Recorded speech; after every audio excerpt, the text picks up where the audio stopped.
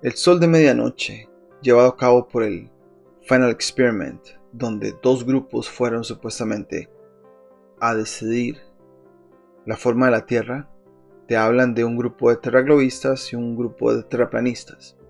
Entonces el mejor lugar para empezar sería la Blue Marble, esa tierra de la que nos han dicho que se tomó una foto y que supuestamente así es nuestra Tierra. Entonces, para empezar esta guía básica, aquellos que no creen en esa forma o que dudan de esa forma, llegan al mapa Gleason, que se convierte en estandarte del movimiento que cuestiona el esfericismo, ¿no?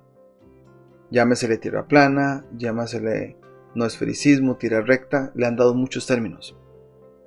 Pero en fin, el mapa circular empieza a tomar vida aproximadamente, por lo menos en nuestra generación actual, hace como 8 o 9 años. Entonces, después de mucho tiempo, varias personas empezaron a encontrar errores. Y una de las cuestiones fueron las salidas y puestas de sol y el polo celeste en el hemisferio sur.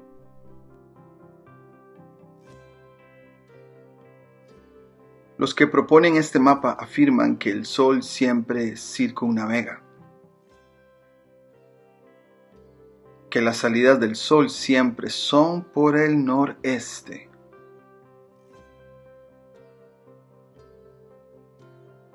Y que las puestas de sol siempre son por el noroeste.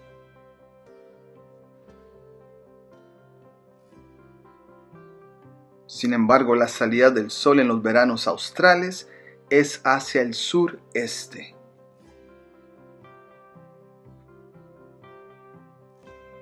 Y las puestas de sol en los veranos australes es hacia el suroeste.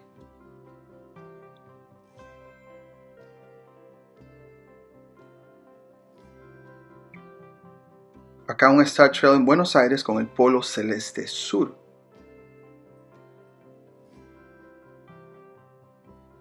Acá otro Star Trail en General Belgrano, en Argentina, señalando el polo celeste sur, ese eje de estrellas en latitud sur.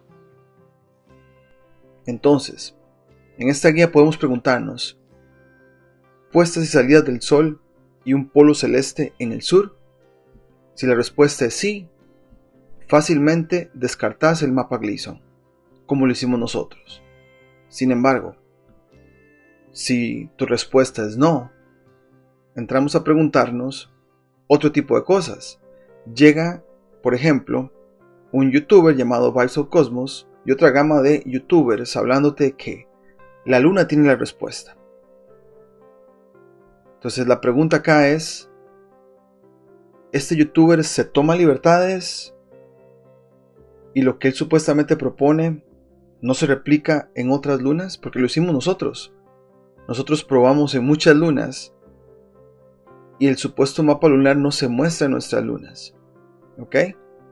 Entonces, si se reconoce que él se tomó libertades y no se replica en otras lunas, pues descartas el Gleason y estos mapas lunares también, como nos pasó a nosotros.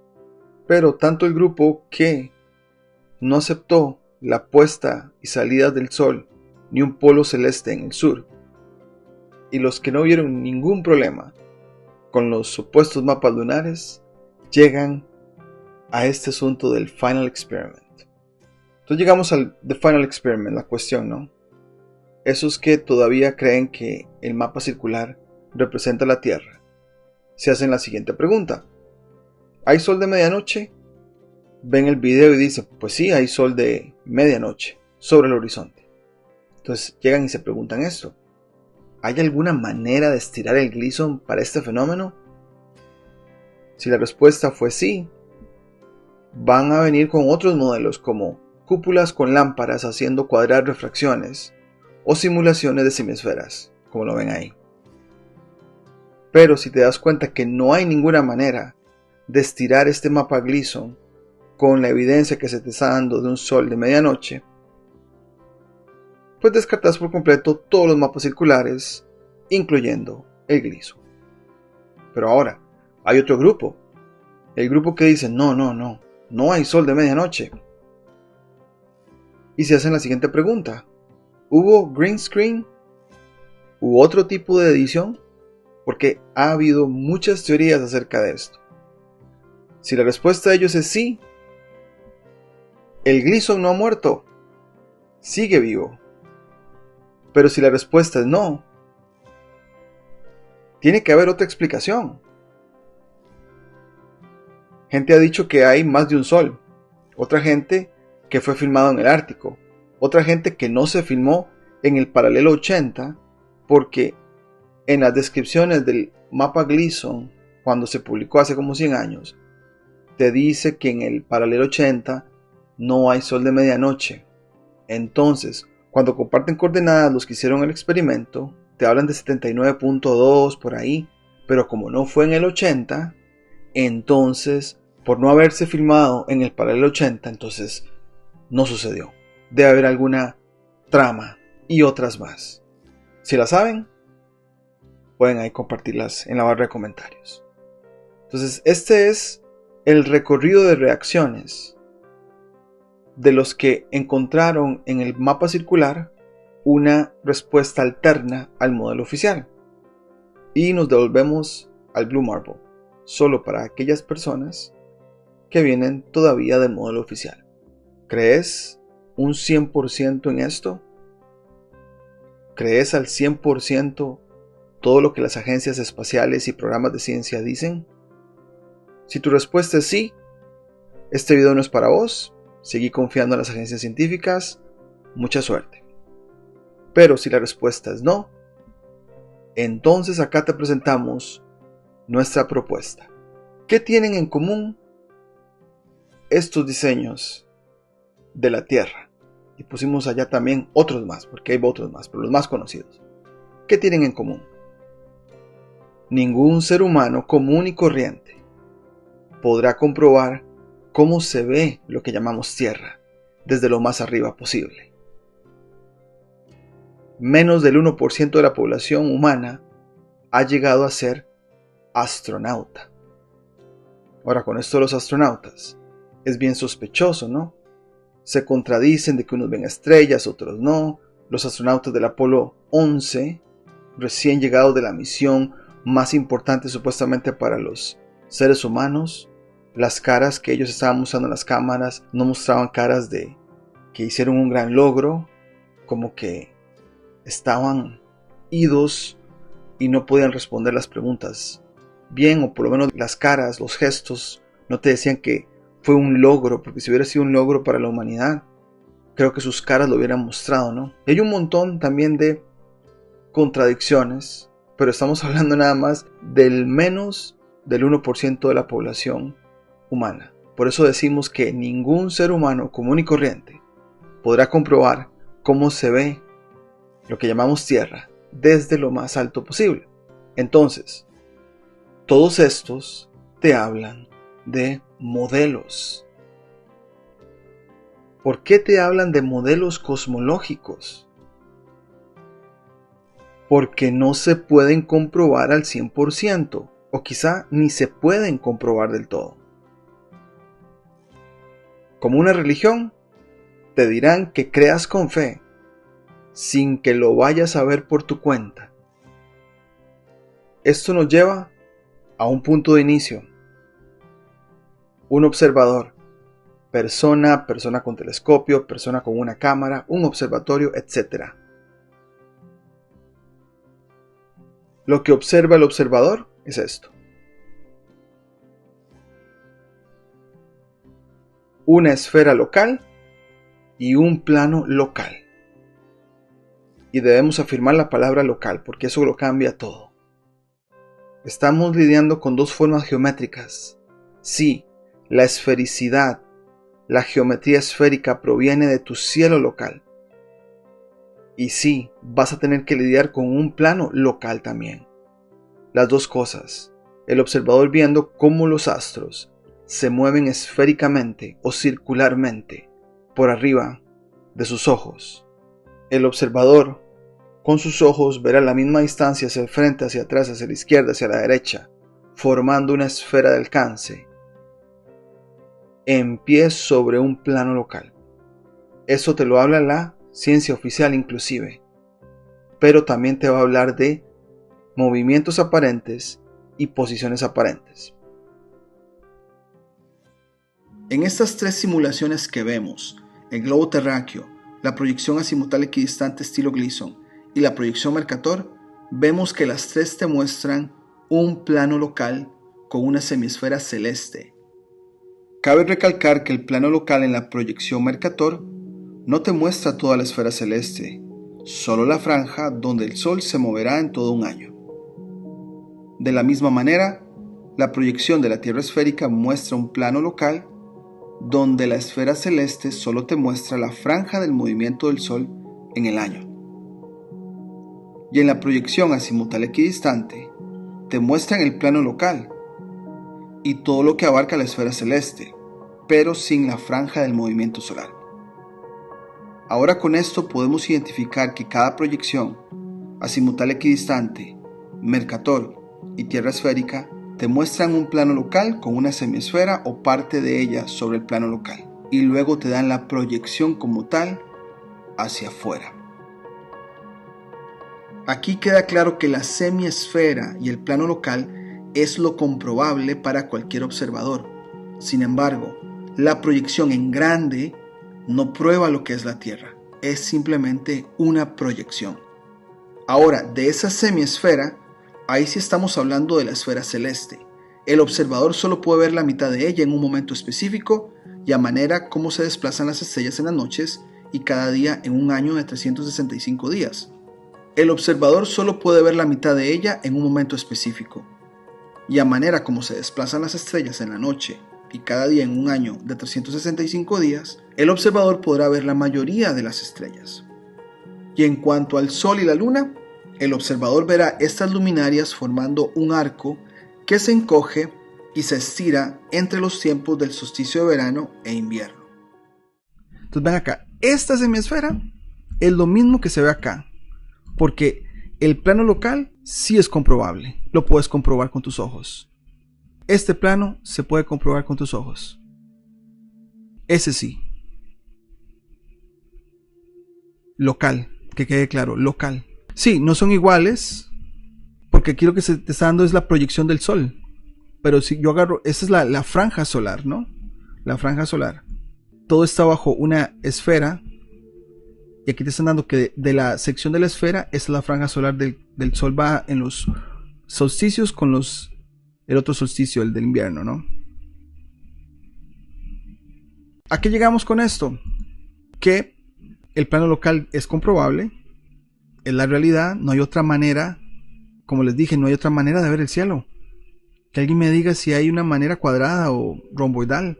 Y los ojos no mienten, así lo vemos, así lo estoy diciendo a ustedes, y ustedes ven al cielo y es la única manera. Los antiguos que medían la altura de los astros, la posición azimutal y ya, y marcaban el recorrido en tablitas de efemérides de cierto día. Todo lo tenían mapeado celestemente, a la hora que una estrella sale del horizonte, lo que se va elevando en el cielo hasta llegar a su punto máximo, después cuando desciende al oeste. Vamos a echarle un vistazo a los primeros mapas esféricos. Los primeros mapas esféricos, incluso un globo, eran con constelaciones. ¿Por qué con constelaciones? ¿Por qué con el cielo? Los primeros observadores mapearon todo el cielo antes de mapear una tierra. Otros primeros mapas esféricos, como los vemos en pantalla, fueron hechos. ¿En qué les ayudó a mapear el cielo mucho antes que la tierra? A ubicarse. Sí, usaron las estrellas para ubicarse, no la tierra. Entonces, aparte de los mapas celestes, también usaban almanaques náuticos. Y según nuestra indagación podemos devolvernos por allá de los 1700, cuando ya se hacían tablas con estrellas, posiciones, donde los navegantes usaban como medio para poder ubicarse. No usaban mapas, usaban almanaques náuticos, que son listas de estrellas, listas de astros con su posición, su elevación. No necesitaron de GPS para ir de un punto A a un punto B. La forma de la Tierra fue irrelevante. El cielo fue suficiente para llegar a cualquier lugar. Un ejemplo claro es la expedición Atlantis. Los argentinos que cruzaron el Atlántico a la antigua, y decimos a la antigua sin un GPS, solamente con estrellas. No cruzamos la balsa a América. La balsa nos llevó a América. Y éramos testigos privilegiados. Ni loco me perdí esa posibilidad. Simplemente mirar que estuviera todo sano y comprobar con los cálculos de Daniel que hacía todos los días, de acuerdo a la posición que él estaba diciendo, nuestra posición es tal en latitud y longitud, después de bajar estrellas y hacer una serie de cálculos. Los cálculos que él hacía eran para saber dónde estaban. Lo que hace un GPS hoy, Claro. durante 12.000 años, se hizo sin GPS. Con las estrellas. De acuerdo a la posición de las estrellas, el día, la hora y demás, se puede determinar en qué línea estás y cruzando varias líneas, bajamos una estrella de allá, una estrella de allá, una estrella de allá y terminás en un cruce, en un punto. Lo hacía Daniel, que era el que más experiencia tenía en eso, pero era sextante, cronómetro, almanaque náutico y 1 hora o 2 de cálculo por día. Hoy el GPS te lo está diciendo automáticamente, simplemente léelo, te lo está diciendo a cada instante. Y te moves y te marca el movimiento. ¿Vos eras el único que tenía esa traducción espacial de dónde estaban? Bueno, yo tenía esa preparación porque lo estudié. Y lo derivé en manos de él, y te puedo asegurar que nos dio la posición todos los días, y nunca estuvimos a más de 1 milla del punto que él había dicho. O sea, fue con una exactitud fantástica. ¿Cuáles son las variables que uno considera para saber eso, dónde están y dónde están avanzando? ¿Qué tiene que ver uno? Posición de estrellas. Y nosotros tenemos otra esfera concéntrica, que es la esfera celeste, que es todo el cielo que nos rodea. Uno mira para arriba y ve un montón de puntos fijos que son las estrellas. Uno ve que las estrellas se mueven, se desplazan. Pero cuando uno ve una estrella en un lugar, a una hora determinada, está en un solo lugar, no puede estar en otro lado. Por ejemplo, si yo ahora salgo afuera y miro una estrella en un lugar, tomo 2 datos de la estrella. La altura, desde el horizonte hasta donde está la estrella, con este aparato que es un sextante, no sé si lo ve ahí. Sí, sí. Este sirve para tomar los ángulos. Entonces yo apunto la estrella, la llevo al horizonte y sé que ese astro está a 40 grados de altura. Y también con una brújula tomo el azimut de la estrella, que es a qué distancia está del norte. Entonces yo sé que tal estrella está a 40 grados de altura y la veo por el este, la veo por los 90 grados. Si yo estoy viendo esa estrella ahí, es porque estoy en un lugar determinado de la Tierra. Porque si en ese mismo momento vos te parás en otro lugar, esa estrella va a estar más alta o más baja. Va a estar en distinto lugar. Eso se llama resolución de triángulos esféricos, es trigonometría. Los matemáticos antes estaban arriba de los barcos resolviendo todo esto. Después fue progresando y se editaron las tablas rápidas, que era lo que tenemos nosotros. Entonces, con esos 2 datos, la altura y el azimut de esa estrella y la hora, yo entraba en una tabla y haciendo algunas cuantas cuentas de correcciones, de instrumentos, me daba una línea, como dijo Alfredo, que era donde yo estaba. Entonces, tenía que hacerlo en el crepúsculo matutino o en el crepúsculo vespertino. Porque las estrellas las ves toda la noche, pero no puedes saber la altura porque no está el horizonte. Claro. Entonces vos tenés que hacerlo cuando tenés el horizonte y cuando tenés la estrella. Son 15 minutos al amanecer y 15 minutos al atardecer. Si no está nublado, lo haces. Si está nublado, tenés que llevar estima hasta que tengas estrellas de nuevo. Permitime que te ponga un ejemplo para vos y los que nos están viendo, si estoy en determinado punto y hago el ángulo que hay entre el horizonte y la estrella, si me vengo más acá, esto se va a achicar el ángulo. Claro. Si me acerco, se va a agrandar. Claro. O sea, que el ángulo que él lee ahí en el cuadrante es porque estoy en esta línea, no estoy en esta o en esta, estoy acá. Ya tengo una línea, estoy en la calle Ponele. Niceto Vega. Claro. Pero Niceto Vega, ¿y qué? Entonces, tomé una estrella allá, ahora tomo una que esté Claro. a Ahí 90, está. a 90 grados. Muy didáctico, Alfredo. ¿Viste? Bárbaro. Tomo Es una una cruz. allí Claro. y a la calle Niceto Vega la corto con otra, porque estoy en esta necesariamente para que el ángulo sea este y no Espectacular. este. O estoy más allá o estoy más acá. Entonces, ¿debes conocer la supuesta forma de la Tierra para viajar de punto A a punto B? ¿De dónde nació el sistema de coordenadas, de meridianos y paralelos que conocemos?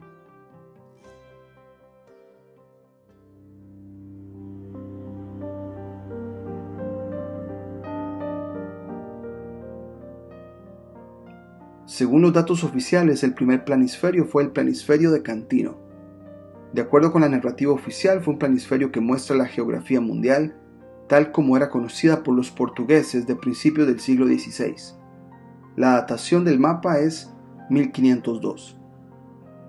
Como se puede apreciar en la imagen, las siluetas se estaban formando. Se nota en especial que toda la zona costera del Mediterráneo está completamente mapeada con nombres en casi cada punto costero. Incluso se extiende por toda la zona costera africana del Océano Atlántico. Hay una silueta en la parte del Océano Índico, pero sin muchos nombres en la zona costera. En el lado de América se nota la delimitación de una sección de la costa brasileña, algunas islas en el Caribe y la península de Florida. Si nos basamos en lo que está descrito oficialmente, se dice que el planisferio de Cantino refleja lo que se conocía del mundo hasta ese momento por parte de los portugueses. Ahora, ¿cómo llegaron a esa conclusión los portugueses? Obviamente partimos de la premisa de que fueron ellos los que realizaron o construyeron este planisferio. Recordemos que estamos tratando de irnos lo más atrás posible para entender cómo se llega a esta idea del planisferio y de las siluetas de los continentes. Si tratamos de pensar analíticamente el proceso de construcción de un planisferio, sería el siguiente. Paso número 1. Los navegantes bordeaban las costas y tomaban apuntes de cada lugar. Paso número 2. Muchos de los nombres de los puntos costeros muy probablemente ya tenían nombres de los locales, o si no, los navegantes lo asignaban con un vocablo convertido a su idioma. Paso número 3. El reporte de sus apuntes, por así decirlo, llegaba al cartógrafo y era este el que dibujaba o construía el planisferio. En términos generales, era un trabajo de por lo menos 2 personas, a no ser que el cartógrafo fuera navegante también. Sin embargo, en la mayoría de los casos, eran 2 roles muy diferenciados, el del navegante y el del cartógrafo. Otro detalle importante para tomar en cuenta era que el planisferio, como cualquier otro, iba a terminar siendo una obra de arte, entre comillas, ya que iba a terminar en las manos de un rey o reino. No era que el planisferio iba a ser pegado en las paredes del siguiente barco explorador. El planisferio era básicamente una fotografía de la temporada de exploración plasmada en un tipo de grabado, no para el navegante, sino para la realeza. Ahora regresemos a los roles del navegante y el cartógrafo. Una de las cosas que ambos necesitaban saber era de astronomía. ¿Y esto por qué? Bueno, porque lo que hoy día conocemos como el sistema de coordenadas nació, y repetimos, nació observando el cielo, no la tierra. Tomen nota de nuevo, el sistema de coordenadas nació observando el cielo, no viendo la corteza terrestre. La manera de ubicarse con una latitud y una longitud para un punto específico en la Tierra no fue porque un navegante hizo una marca en la corteza terrestre o un punto costero específico. sino porque el navegante observó el cielo y con un instrumento como el sextante calculó la elevación de un astro o un lugar en el cielo para anotar una coordenada específica. El hecho que el navegante haya usado el cielo o un astro en específico ya nos dice mucho del alto conocimiento en astronomía, tanto del navegante como del cartógrafo. Usando un software como Stellarium, haremos una demostración de cómo los navegantes muy posiblemente iniciaron sus marcas y de cómo estas marcas no se hicieron por el terreno, ni por el área de la corteza terrestre a donde iban, ni por el agua que el barco iba golpeando al navegar, sino estas marcas fueron por anotaciones de las coordenadas celestes que calculaban con astros que veían en el cielo.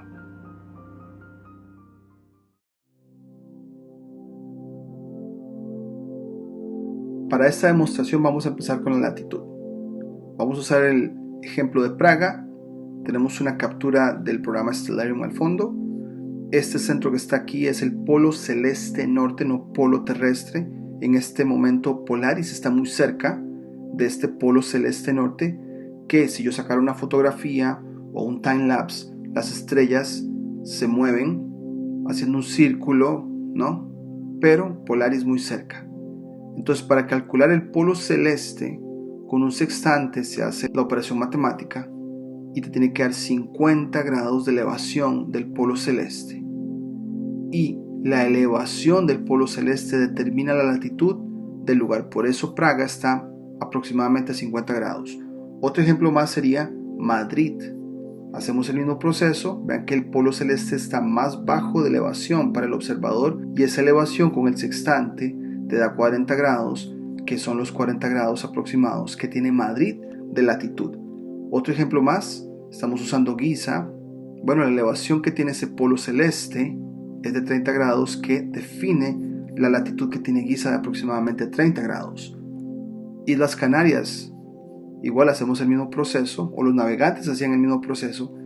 La latitud de Islas Canarias, que es aproximadamente 28 grados, obviamente norte. Luego, Ciudad de México, el polo celeste está más abajo de elevación, pero igual se aplica lo mismo. 19,43 grados son los grados de la latitud que tiene Ciudad de México. Luego hacemos un cambio al sur, porque con el sur pasa igual. Hay un detalle muy importante.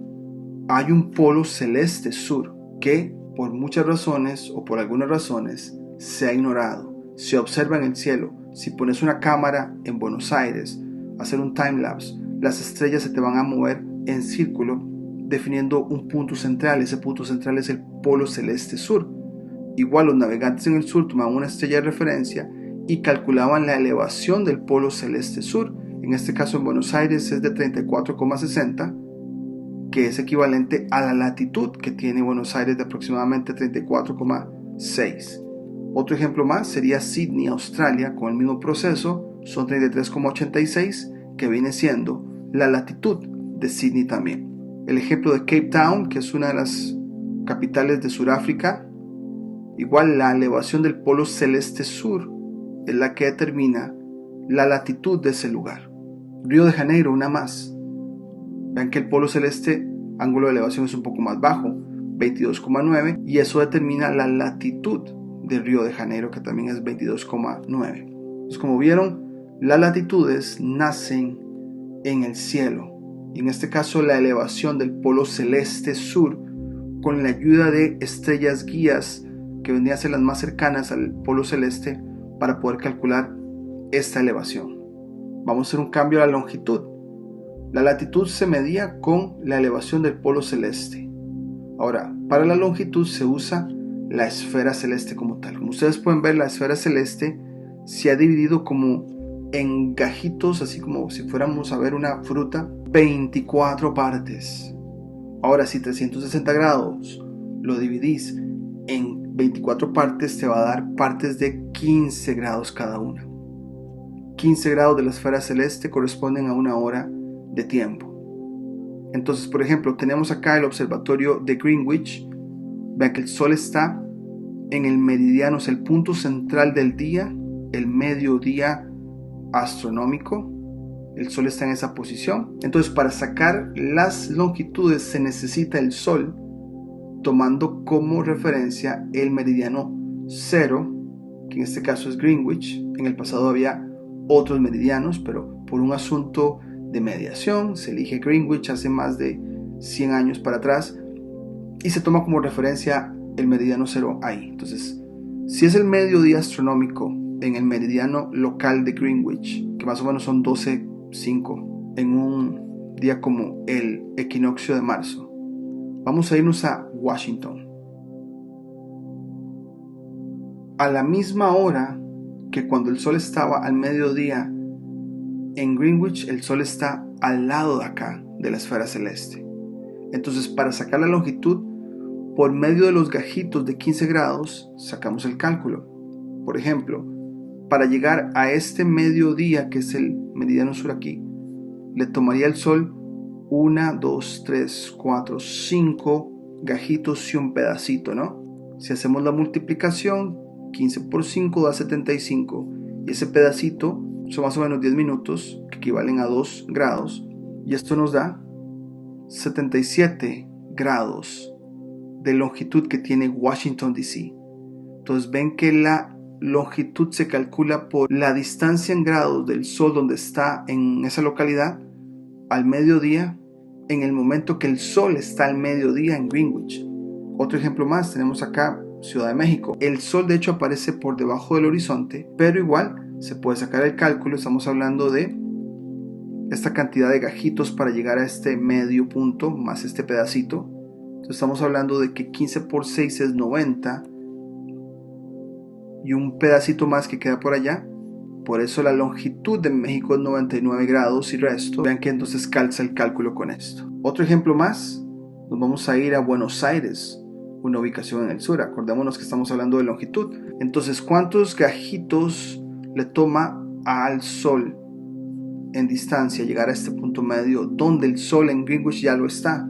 1, 2, 3, 4 y el 4 casi, por eso 15 por 4 son 60, aproximadamente casi 60, y el dato es 58 de longitud de Buenos Aires. Por acá el ejemplo de San Petersburgo, ven que estamos hablando de dos espacios de 15 aproximadamente de distancia, unos 30 grados, y la longitud de San Petersburgo es 30 grados con 18 minutos. Esa es una de las ciudades más importantes de Madagascar. Ven que el Sol está más o menos a 3 espacios y un pedacito de ese mediodía, que ya en Greenwich está el Sol ahí. Hacemos el cálculo, estamos hablando de aproximadamente 45 y un poco más. Por eso la longitud de ese lugar, que se llama Antananarivo, 47 grados de longitud. Entonces, como pueden ver, los navegantes usaban el Sol de referencia con un meridiano 0 ya definido para las longitudes, y las estrellas cercanas al polo celeste, tanto norte o sur, te permitían calcular la elevación del polo que te daba la latitud.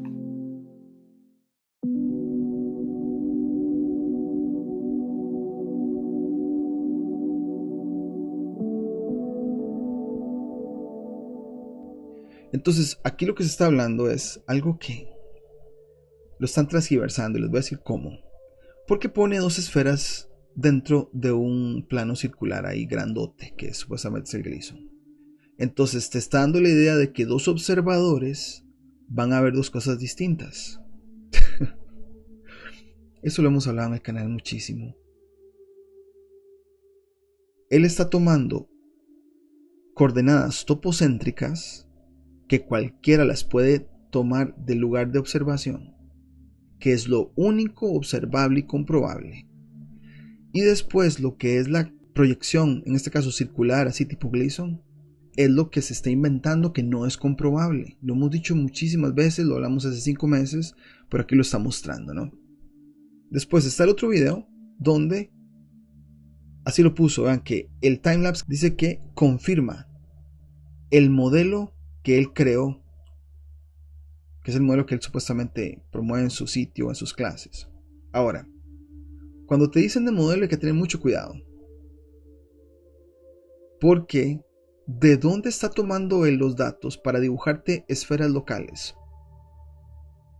¿De dónde creen ustedes que está tomando los datos para dibujarte una esfera local dentro de una proyección Gleason? de los datos que ya están, que toma Stellarium, por ejemplo. Él está tomando datos de Stellarium y los está poniendo en su modelo. Así de fácil. Stellarium usa un catálogo. Si vos lo sabes manejar, bajar la base de datos y después interpretar los datos y los pones en cualquier simulador. Ahora, la proyección es lo que no es comprobable. La esfera local o el plano local es lo que sí es comprobable. Entonces él comparte esto. Él empieza acá. Acabamos de recibir metraje, lapso de tiempo, no sé qué, del Dave McKagan, que fue el... Esto lo presentamos ayer también nosotros en el canal, ¿no? Dice, vea, y está haciendo exactamente lo que el modelo de la Tierra plana predijo que haría. Ahora, predijo. Ok, vamos a ver. La gente nueva que quizás no nos conoce, si llegan a este video. Esto de predecir.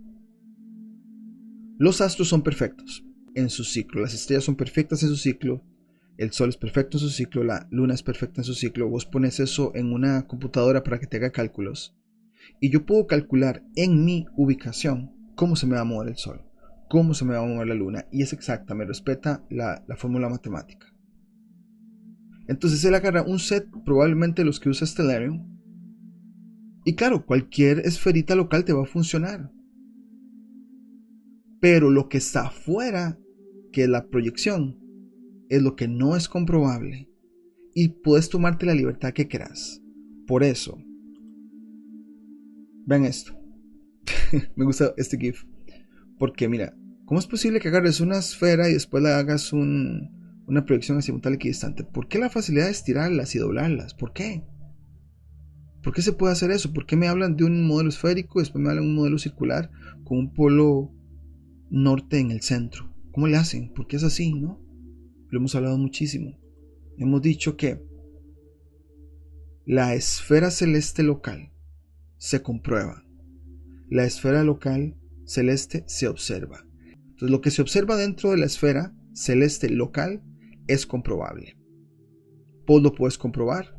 Esto, a como él le cambia, porque vamos a ver acá qué es lo que hace es esto, ¿no? Vean.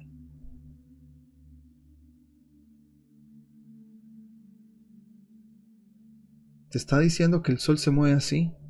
Sí, claro, en la esfera local celeste, el sol se ve así, como lo mostramos anoche. ¿No? Que te da vueltas sin tocar el horizonte, o encima del horizonte, ¿no? Pero vean qué interesante. ¿Por qué el sol que estás observando y que se puede comprobar así en Antártica, tenés que tirarle una linecita así que estire para que se vea allá arriba? Ahora, hago la pregunta, ¿qué es más observable y comprobable? ¿Lo que estoy viendo acá adentro yo? ¿Así? ¿O lo que me están poniendo acá afuera? Ustedes tienen la respuesta. ¿Quién ha salido de acá para decir que de afuera se ve así? Entonces, el estirar una proyección es simplemente un antojo del que creó la proyección. Mira, yo quiero ver la Tierra así. Pero no hay prueba comprobable de que se vea así porque nadie ha salido. Pero el observador que está ahí en el centro y que ve lo que está pasando alrededor de él esféricamente porque el cielo se ha interpretado así, eso sí es observable, eso sí es comprobable. Por eso dijimos acá que tanto la proyección esférica es una proyección que no tiene cómo probarse, pero la esfera local de allá sí se puede probar porque el observador está ahí, está dando fe de que es un plano local y que se ven las estrellas moviéndose esféricamente. Entonces, vuelvo a la pregunta que formulé hace un rato atrás. Ok, me vas a mostrar la simulación esta del Gleason con una esferita local ahí. Ok, si me vas a hablar de ese modelo, háblame entonces de que también lo hacen con la esfera y lo hacen con el Mercator. ¿Por qué se puede hacer en las tres proyecciones? ¿Por qué creen ustedes que se puede hacer en las tres proyecciones? Porque los datos están disponibles para todos. Los usa Stellarium, los usa este señor de acá. Aquí lo tengo, ¿se acuerdan? Claro, la proyección esférica no es comprobable, pero el plano local está ahí. ¿Lo ven ahí el plano local? El plano local con el movimiento del sol. Y si yo le muevo la latitud, ¿qué hace el plano local? Hace esto, ¿no? Y si me voy al sur igual. Lo muevo por acá, ven que hay un plano local ¿Y por qué es plano local? Porque el observador está ahí y puede ver el plano local y ve todo lo que se mueve alrededor de él esféricamente. Entonces todos los datos se han tomado esféricamente porque en cada ubicación se han reportado los astros, sol, luna, planetas moverse esféricamente. Yo te puedo comprobar el plano local. Lo que esté afuera es incomprobable. Entonces, si lo hacen con la Tierra esférica, obviamente van a venir con la simulación de un mapa circular con la misma idea. Entonces, este chavalo, que supuestamente dice tener un modelo de traqueo del firmamento, hasta te dice el firmamento. O sea, entonces él tuvo que haber salido de acá para decir que el firmamento se veía arriba así, ¿no? Supongo, ¿no? O sea, aquí está el problema de todo. Esta información la pasamos. Yo no estoy aquí para gastar mi energía en debates. Es información válida con el fin de tratar la desinformación. Sí, lo de adentro es comprobable. El observador está ahí para observar y ve que hay un sol que no se despega o que está sobre el horizonte, ¿no? En esa latitud de Antártica. Pero acá te lo tienen que estirar para decirte que desde afuera, más arriba, es así. Pero ¿quién ha salido para hacer eso? ¿Y quién ha salido para decir que la Tierra también es así? Entonces se comete el mismo error.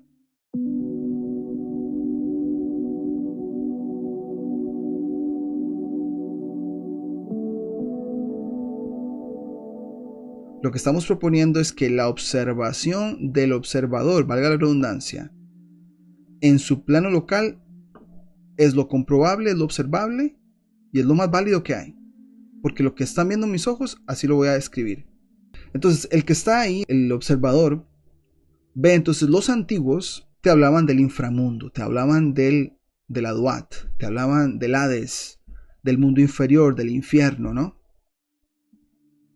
Que entonces, si vos estás ahí de observador y no te mueves, y los astros son los que se muevan, la percepción que tenés de los astros es que se meten por debajo. Ahora, eso no quiere decir que eso es lo que pasa de una manera física. Es como el fenómeno del arco iris. Si ustedes han visto un arco iris, ¿no es extraño que el arco iris es como que se meta dentro de la tierra y lo ves ahí formándose y se mete al otro lado de la tierra y decís, ¿pero dónde está el otro lado? ¿Por debajo? Pues ese es el efecto que se ve, ¿no? Las estrellas hacen lo mismo, los astros hacen lo mismo, el sol hace lo mismo. Entonces, la manera de interpretar, digamos que metafóricamente, esotéricamente, de un montón de maneras, es que los astros se van. Y matemáticamente, si lo tratas como una circunferencia, matemáticamente a nivel de tiempo, el astro y el sol te vuelve a salir por el este. O sea, se mete por el oeste y te vuelve a salir por el este a la hora que matemáticamente calcularon. Entonces quedó muy fácil interpretar el cielo esféricamente y con un inframundo, aun si eso físicamente no es posible. Vean ahí Ushuaia. Entonces, ya teniendo eso en claro, el observador está en el centro, no se mueve. Si ese observador se mueve, camina, la esfera de alcance se mueve con él. Eso es lo poderoso de esto de analizar el cielo y tu entorno y la realidad en la que estás. Este alcance esférico que ven tus ojos se mueve con vos, te sigue. Y ahí se forma otra esfera celeste. Ahora, eso explicarlo como si estuviéramos afuera, ahí seguirán dándonos modelos una y otra vez, que en nuestra opinión son caminos sin salidas. ¿Por qué? Porque la gente se va a empezar a pelear, que mi modelo es el mejor, que este modelo no, que aquí, que allá. Y volvemos al punto cero. Que al final de cuentas, lo que en las civilizaciones antiguas explicaban era una cosmología limitada. ¿Se acuerdan cuando te hablan de la cosmología maya, que es como una esferita así? Eso es esfera local. No es el mundo. ¿A poco los mayas se fueron a recorrer Asia, Australia y decir, mira, todo el mundo se ve así? No, era simplemente su esfera local de alcance. Y la representaron en lo que llamaban su cosmología. Por eso las cosmologías son limitadas. No te hablan de toda la Tierra. Ushuaia tiene una latitud, acá la puse 54.8 y busqué a esa misma latitud por el norte. ¿Qué otra ciudad? Me encontré esta ciudad, la ciudad de Carlisle, en Reino Unido. Vean que simplemente la esfera o la inclinación de la franja solar simplemente se va para el otro lado. ¿Ven ahí? Entonces, una persona en latitudes nortes, viviendo ahí en Carlisle, si yo soy como observador, mis ojos tienen que orientarse hacia el sur para yo poder ver la acción del arco solar, saliendo por el este y ocultándose en el oeste. Ahora, esto es una franja solar donde la franja que se abre más es el verano, el día más largo, y la franja que está más pequeña es la franjita pequeña del invierno, ¿no? Entonces, esto pasa en latitudes nortes, pero si yo comparo eso con Ushuaia, se me pone al revés, no al revés, como lo opuesto, con la misma inclinación, pero hacia el norte. Entonces, un observador ahí en Ushuaia tiene que poner sus ojos hacia el norte para ver toda la acción del sol. Entonces el sol te sale por la derecha, que es el este, lo ves pasar y se oculta como a tu izquierda. Ahora, en veranos, vean acá cómo se abre el arco solar. Y en invierno, que es el día más corto, el arco solar es más pequeño. Ahora, esto no es ningún modelo, que quede claro. Yo no estoy promoviendo ningún modelo. Esto lo hizo un arquitecto porque a nivel práctico, si vas a construir en cierta latitud, el arquitecto y las constructoras necesitan saber por dónde va a ver el sol, cómo vamos a aprovechar la luz solar, dónde hay que construir más ventanas, etcétera, etcétera, etcétera, ¿no? Esto no explica ningún modelo, es el plano local de alcance que tiene una persona. Entonces, Ushuaia y esta parte del Reino Unido, simplemente es lo opuesto, pero inclinado, un Ushuaia al norte y el Reino Unido al sur. Vámonos con Buenos Aires. Buenos Aires está a 34 grados sur. El arco o la franja de arcos solares ya es un poco más levantadita que Ushuaia, ¿no ven? ¿Ok? Entonces yo comparo Buenos Aires con una latitud como la que tengo yo donde yo vivo, que es Carolina del Norte, y es muy parecida. Estamos muy parecidos en latitud. Yo en latitud norte, Buenos Aires en latitud sur. Ven el arco que es un poco más levantado que Ushuaia y es aquel lugar en Reino Unido. Entonces, en Buenos Aires, ustedes en invierno, cuando llegue el 21 de junio, ustedes se orientan hacia el norte y verán el arco formarse. Así como un arco iris se forma, lo verán formarse, ¿no? Y ahorita que nos aproximamos al verano, el arco se te abre, ¿no? Llegamos ya a Antártica. Voy a hacer una comparación con pues, algún lugar de Groenlandia porque tomé en aquel momento, bueno, una, digamos que latitud similar. Ven acá, 79.8. En Groenlandia. Vean la inclinación del arco. Si comparamos a las que les mostré, a cómo va subiendo de latitud, el arco solar ya se levanta en los veranos y ya no es arco, es casi que una circunferencia donde el sol nunca se va por debajo del horizonte y el observador va a verlo por encima del horizonte. Un sol de medianoche en el norte. ¿Ven? Entonces, llegamos a este punto porque nosotros de hace como 6 meses, incluso podríamos irnos a un año. Si esto lo ponemos lógico, si en el norte se ve así, el sur debe ser recíproco.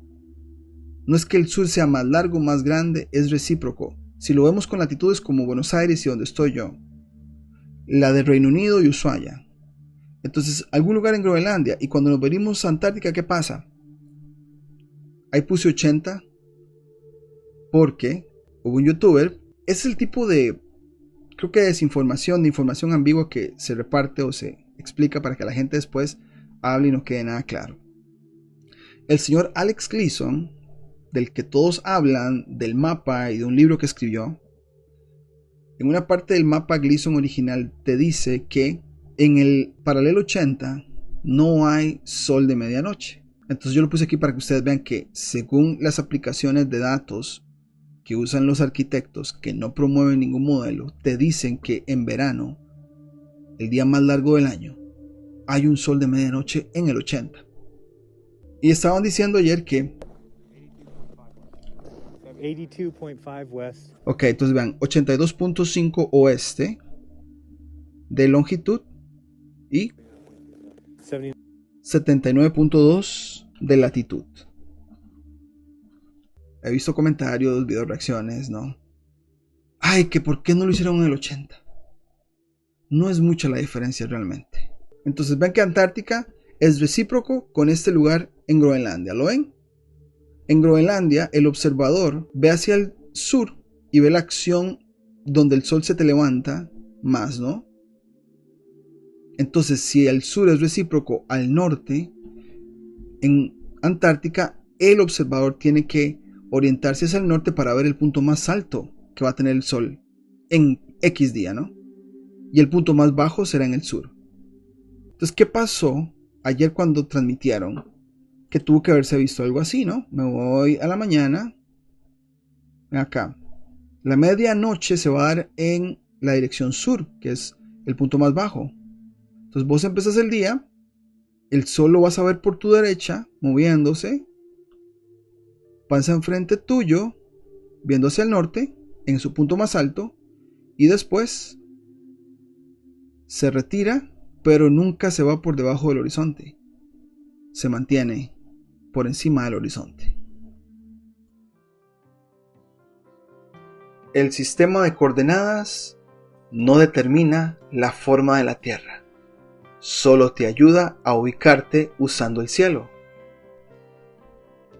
Todas estas proyecciones usan el mismo sistema de coordenadas. El mismo sistema de coordenadas que se originó en el cielo. Un sistema de coordenadas que se originó observando en planos locales, no toda la Tierra. ¿Alguna vez te preguntaste por qué hay diferentes mapas de la Tierra? De alguna manera nos iniciaron con una esfera terrestre, pero luego te lo mostraron cuadriculado, y en los últimos 10 años hasta circular te lo han mostrado. Pero la pregunta es, ¿por qué pueden haber tantas variaciones del mapa de la Tierra? Hoy en día, en la era tecnológica, puedes ver cómo las proyecciones de mapas del mundo se pueden variar al antojo del usuario. Pero entonces, ¿qué es que el terreno se dobla, estira, reacomoda cada vez que un mapa de estos sale? Muchos afirmarán que vivimos sobre una esfera, y otros sobre un círculo plano con el polo norte en el centro, y otros vendrán a afirmar otros modelos alternos. Sin embargo, ¿quién ha mapeado esto que llamamos Tierra, terrestre y humanamente, cada centímetro del terreno? Nos dirán que hay satélites que han hecho el trabajo, pero la pregunta aún sigue. ¿Quién ha mapeado esto que llamamos Tierra, terrestre y humanamente, cada centímetro del terreno? Nos referimos a que no ha habido una medición que no sea desde el cielo que afirme al 100% dónde estamos parados. El sistema de coordenadas nació en el cielo y luego fue transferido a la Tierra. Pero nos han hecho creer que las mediciones angulares esféricas es como si alguien se hubiera ido al núcleo de una supuesta Tierra y logró medir ángulos de circunferencias para decir que los paralelos y medianos son marcas terrestres. Antes de una esfera terrestre está la esfera celeste. Antes de una proyección azimutal equidistante está la esfera celeste. Esta esfera sí se mapeó completamente porque cualquier persona puede comprobarlo en el cielo o en su cielo personal. Sin embargo, decir que cualquier persona puede comprobar una esfera terrestre o comprobar un círculo con un polo norte en el centro siguen siendo simplemente especulaciones.